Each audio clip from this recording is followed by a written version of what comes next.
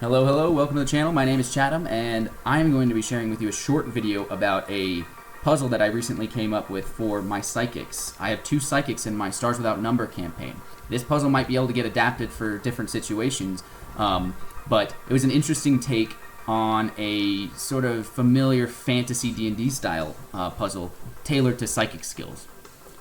Now, it was important that my players were unarmed when they went into here, so they were actually going through a short psychic training session with a master meta-psionic. Now, your players, if you could find a place to implement this, maybe they just stumble across it in some ancient ruins or something, but the fact that my players were unarmed made it a little easier to not have to manage them trying to break into doors with explosives and yada yada. But it's crucial that your psychics for this, and it could just be one psychic too, but the skills that are needed are telekinesis, low level, and precognition, again, low level.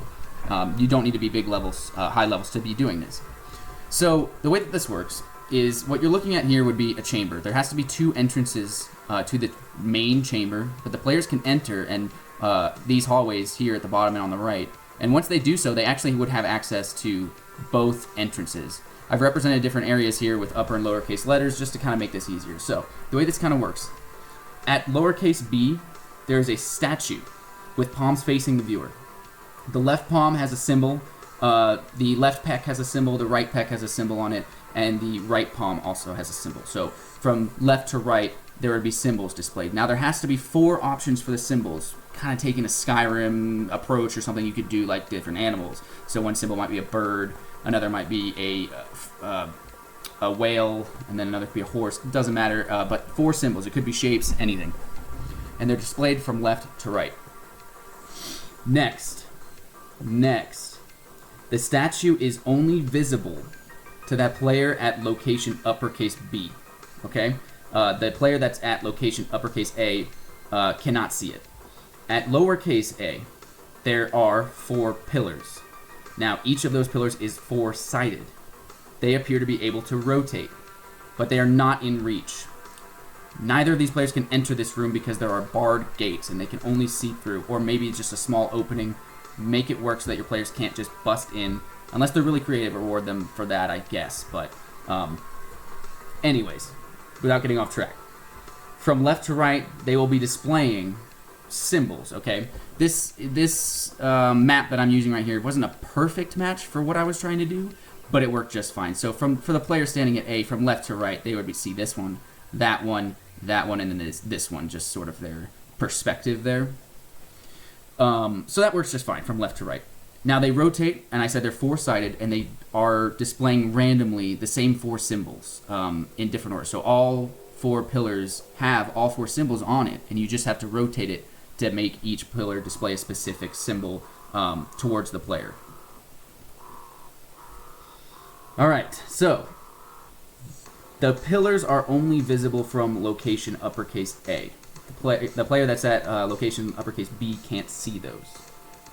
Now finally, there's a large button at location C. Pressing that button will open the bars up and give them access to this room if the columns are displaying the correct symbols in the correct order.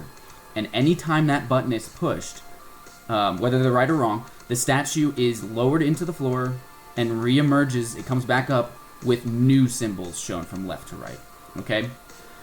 Now, as the players kind of try to figure this out, if they press the button, you can just say a random combination that the statue is displaying, but just write it down to the side. As you're saying it out loud, I would just write it to the side. Okay, from left to right, it's displaying bird, monkey, whale, fish, whatever it is. Okay, try to be consistent. But every time it lowers and comes back up, you'll tell them a new one. Now, here's the key. The players are going to think intuitively that they're going to want to order the columns in the same order as what's displayed on the statue. Okay, that's the intuitive thing to think. But what's key here is that the psychics must work together. The person at position B, uppercase B must be a precog, and the person at uppercase A must be a telekinetic. Now, you could redo this whole thing if you only had one psychic with both those powers so that everything is visible to that player. Doesn't change anything. So they could just be standing in one location and seeing all of these things. I just wanted my psychics to team up. Here's the solution. The precog and the telekinetic psychic must work together. The telekinetic must stand at A and use telekinesis to rotate the columns and push the button. The key is that the precog must stand at B and observe the statue, and not what is displayed currently, but is displayed after the button is pushed. Essentially, what is the next combo that's going to be shown? Basically, the psychic has to look briefly into the future to see if they push that button, what is the next combo after that statue is lowered and raised back up. So, in the present, the player will rotate those four, the player at A will rotate the 4 to be displaying the symbols that the statue will be displaying in the future. And if they push the button then, that is the solution and the bars will open. Now, because this is a little bit counterintuitive, it might take your players a little bit of time, they might get frustrated, so you can offer them more hints. Oftentimes, players, you should downgrade how much you think your players are capable of, because in the moment, some things just aren't as clear. So you could give them an inscription that's inscribed above the door that they're looking at, and you could say something to the effect of, "One cannot reach, for they must foresee. The other will reach to make present and future agree." Okay, and the key words there would be foresee and present and future agreeing, okay? So that might help get them on the right track that, hey, we need to look into the future to see something. And if your precog starts trying to ask something like, what's the right combo? I want to look in the future to see the right combo. Now, it's entirely possible that this mechanical mechanism that's making this whole thing work is entirely random. And it's literally finding random combos, but making A and B match somehow. So if they try to look into the future to see that, they might get a brief fractal image of various different, like hundreds of different, thousands of different combos, or however many it is. You should let them know, describe that to them. Oh, that your vision starts to split into fractals. You see multiple different futures, and it becomes overwhelming. You're sucked back out of it. It seems your question was a little bit too vague.